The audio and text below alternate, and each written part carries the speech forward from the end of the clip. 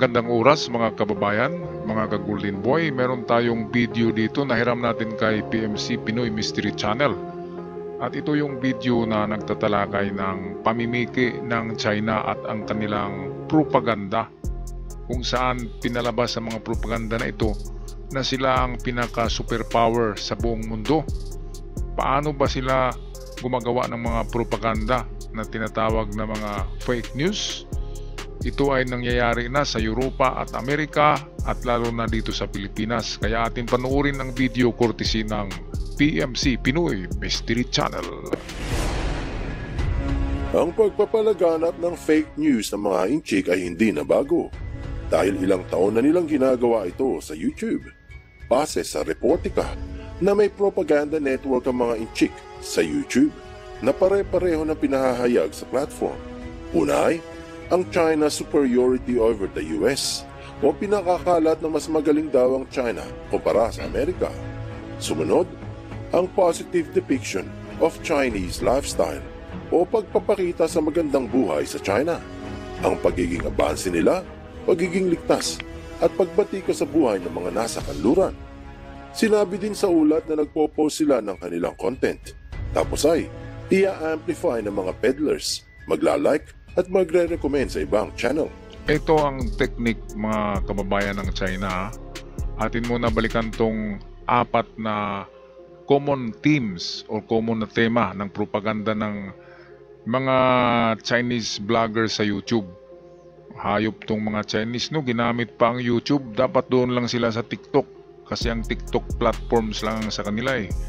Ang YouTube ay American. Kaya ginamit din nila, dapat nga tanggalin to sa YouTube tong mga Chinese na to.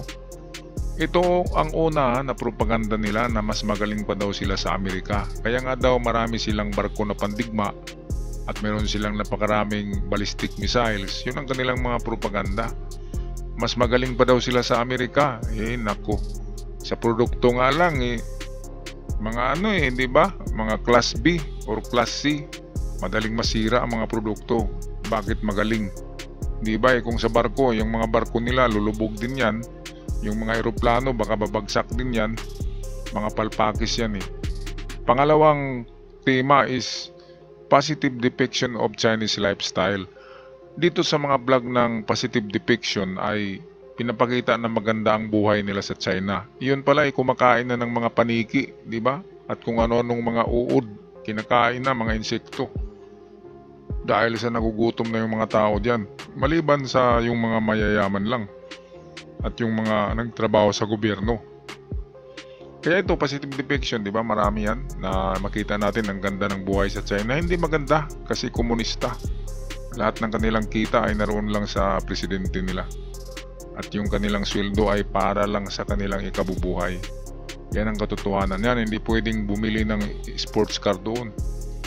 Ito, technological and infrastructure advancement. Pinapakita nila na maganda daw ang mga gawa nila ng mga tulay, ng mga building, ng mga skyscraper. Sa totoo lang ay mga palpakis yung mga tulay nila eh.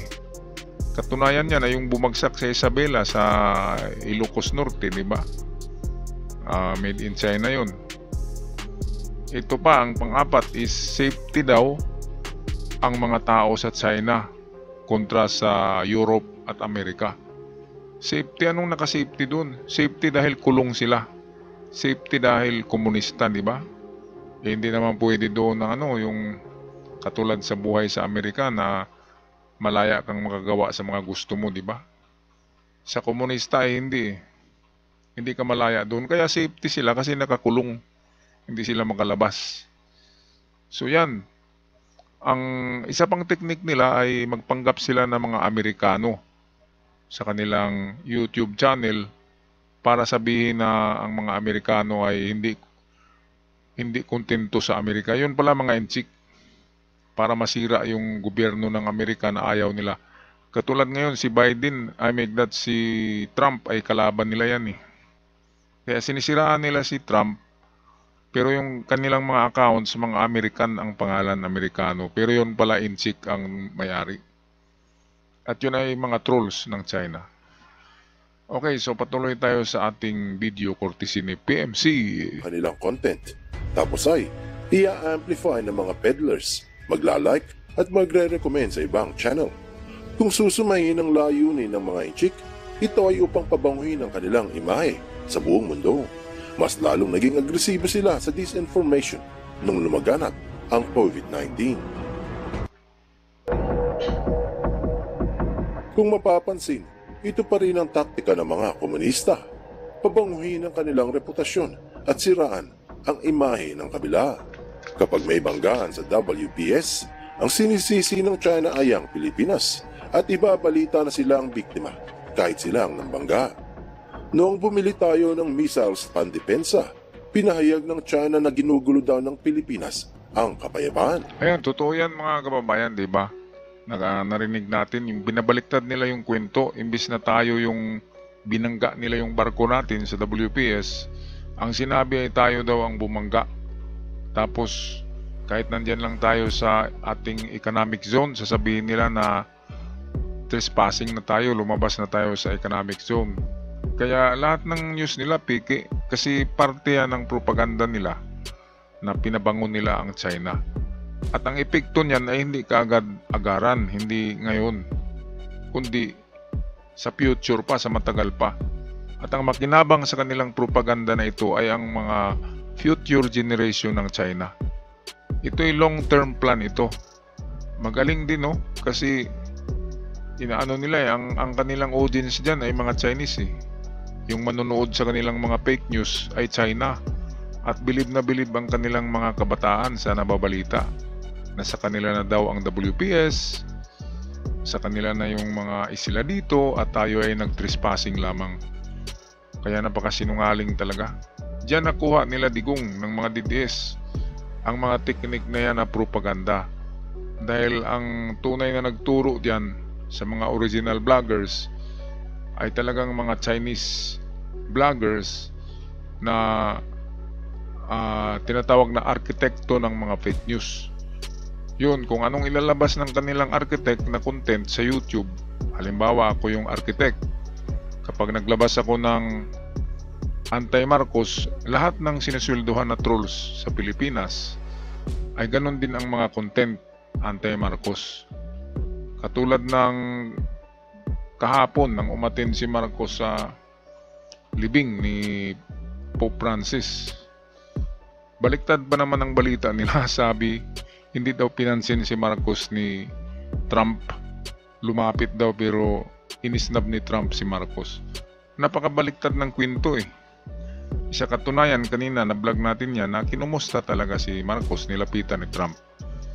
Kaya diyan natin makikita ang kasinungalingan nitong mga Chinese vloggers na kapag narito sa Pilipinas na tinatawag natin yan na DDS vloggers or itong mga Chinese trolls na kapag pabor sila kay Digong, tinatawag natin yan na DDS kahit hindi DDS.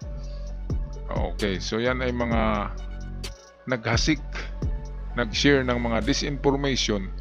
Kung ano ang gusto ng kanilang leader, ng kanilang architect, yun din ang kanilang i-amplify, palakihin, paramihin ng mga videos sa YouTube at kahit na sa Facebook at TikTok. Okay, balik tayo sa ating video courtesy ni PMC. Kahit yung aircraft carrier nila ay nasa Palawan.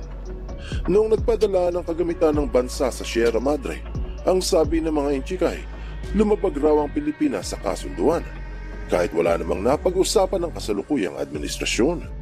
Mapagtatanto na talagang ganun pa rin ang layunin, pabanguhin ang kanilang reputasyon at sirain ang kalaban.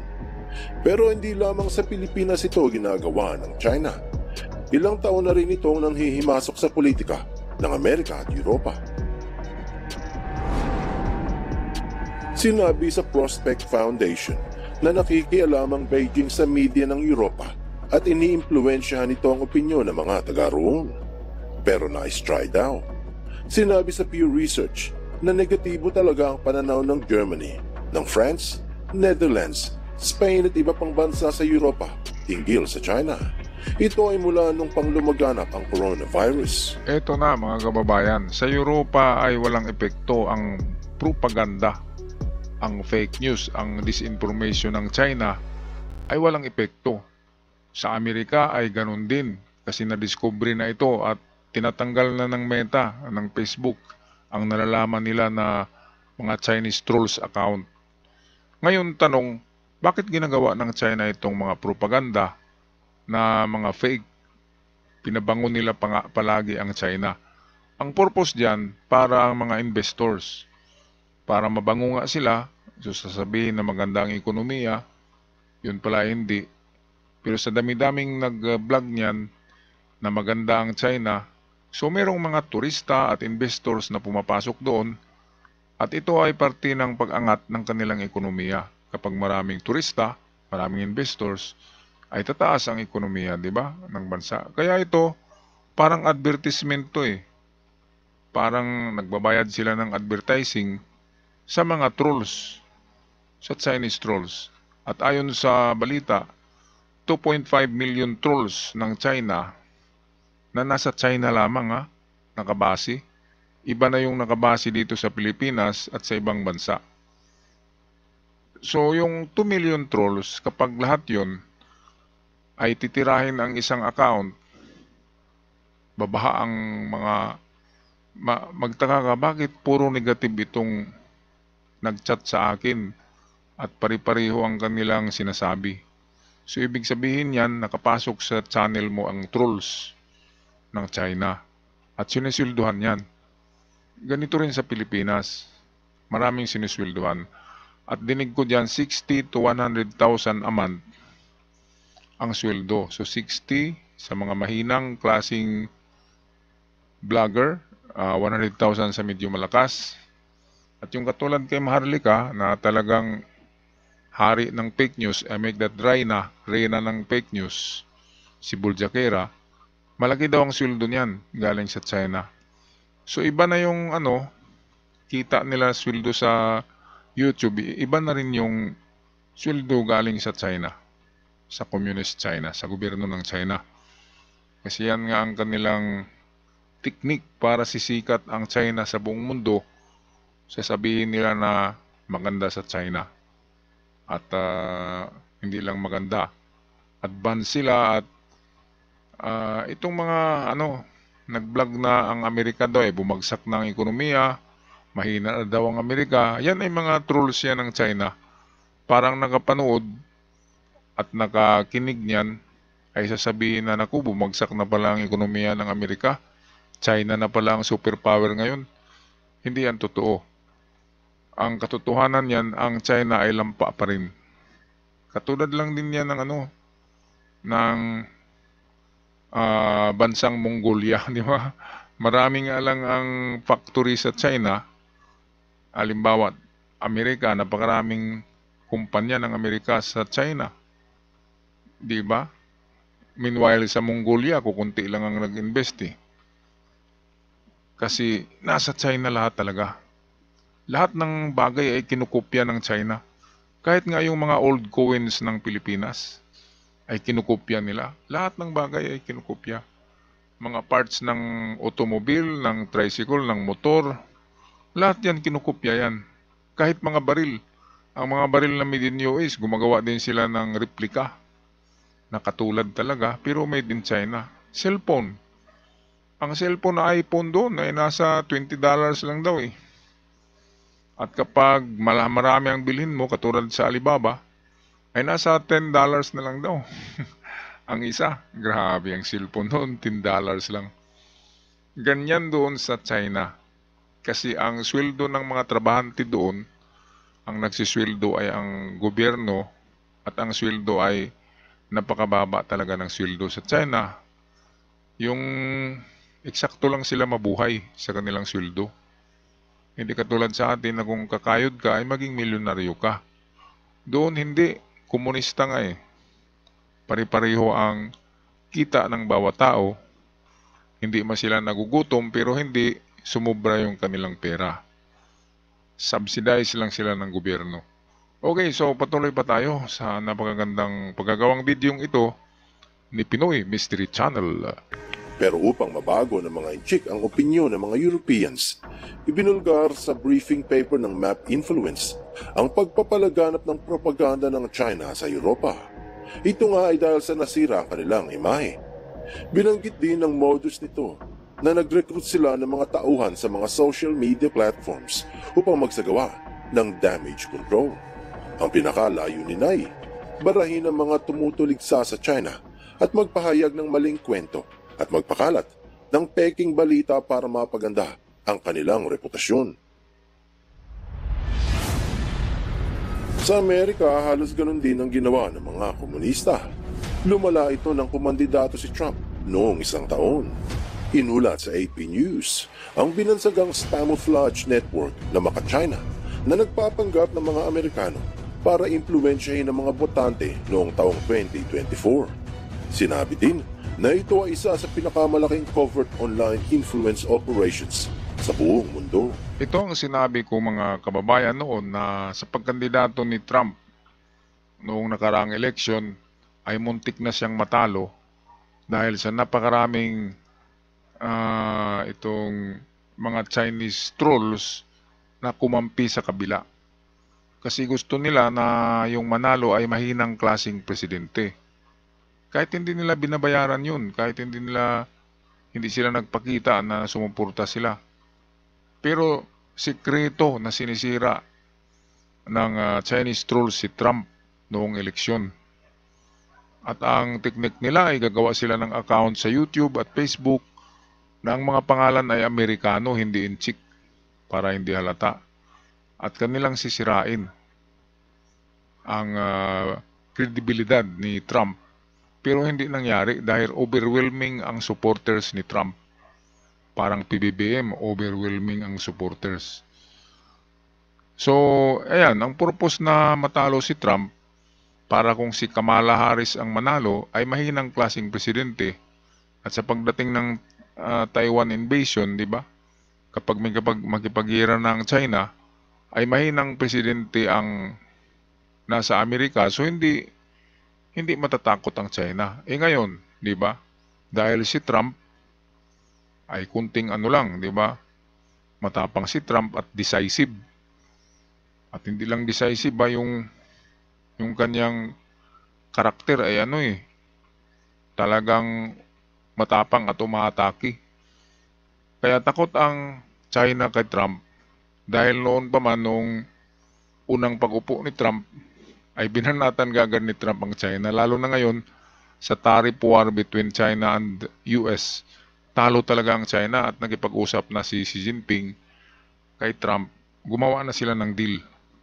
Kasi talo nga. Bumagsak ang ekonomiya ng China dahil sa 245% tariff ng US to China. Okay, balik tayo sa video. Marami ang nagsabi na desidido talaga ang China na hadlangan ang kandidatura ni Donald Trump. Binalita din ito sa NPR na sa TikTok isinulong talaga ng China yung mensahe nila para guluhin ang mga botante sa Amerika at nagpanggap na kunyari ay mga botante din. Lumabas ito sa CNN at binalita na ginamit ng China ang pinakamalaking online disinformation operation sa mundo para harasin ang mga Amerikano noong botohan. Nakihalubilo sa social media ang mga China-linked fake news peddlers. Tapos, nagsulong sila ng mga peking balita para sirain si Trump. Ang disinformation ng mga inchik at mga fake news peddlers ay nilabanan ng Europa at Amerika. Siyempre ang pinakasolusyon ay tanggalin sa mga online platform yung mga peking balita at mga accounts na nagpapalaganap nito. Sa Facebook at YouTube, minsan natatanggalan bago may report at umaabot ng hundreds of thousands ng views bago pa ma-delete. So ito ang dapat gawin ng Pilipinas. Meron naman tayong Facebook Philippines, di ba?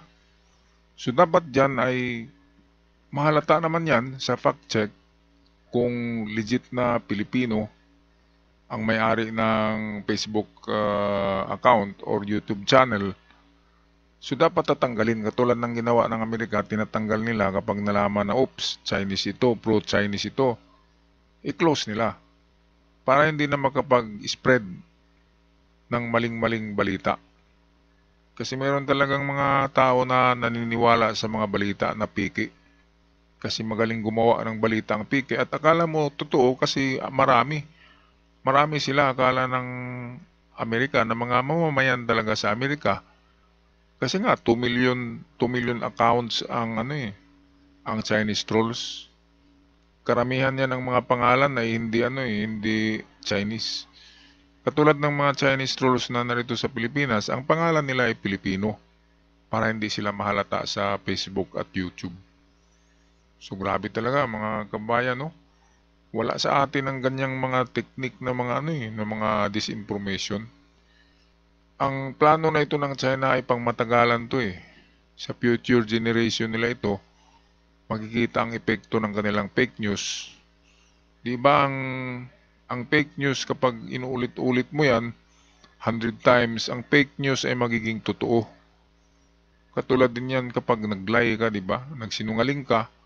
Kapag palagi kang nagsinungaling, inuulit-ulit mo, ay ang makakinig niyan, akala niya ay totoo.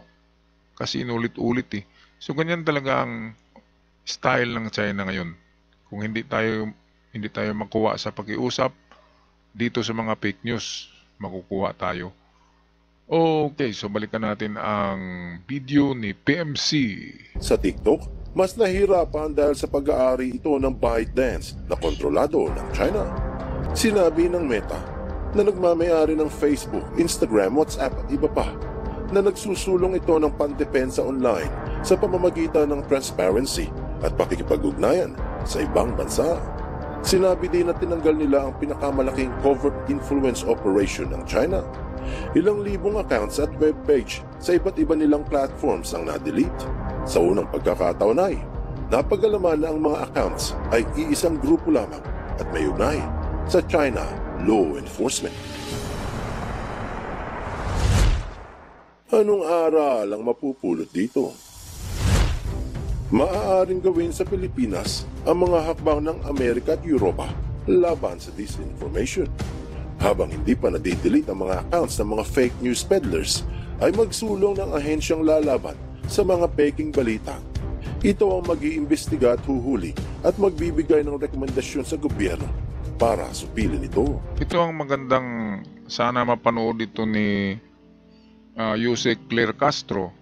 Ito nga ang suggestion ko sa kanya, di ba? Na dapat gagawa din ng grupo. Kasi PCO, Presidential Communication Office, ito yung opisina ng presidente na bumabanat sa mga peddlers ng mga fake news. At nakita naman natin si Attorney Claire Castro ay talagang bumabanat. Kaya nga tumutulong na rin ako kay Attorney Claire Castro. Kung ano yung vlog niya na pwede akong dumugtong doon, ay nagre-react din ako doon.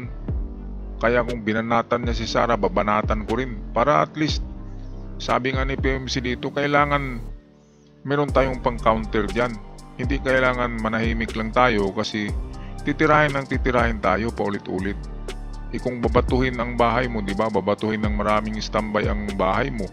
Anong gagawin mo? Magtatago ka lang ba sa loob? Ay dapat lalabas ka at batuhin mo rin yung mga nagbabato.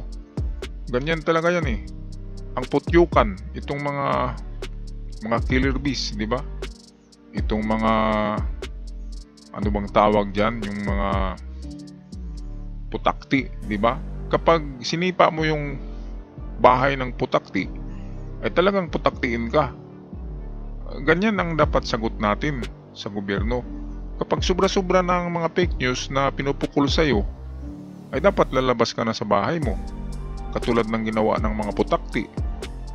At kagatin nyo yung namato. Di ba? Ganyan ang law of the nature eh.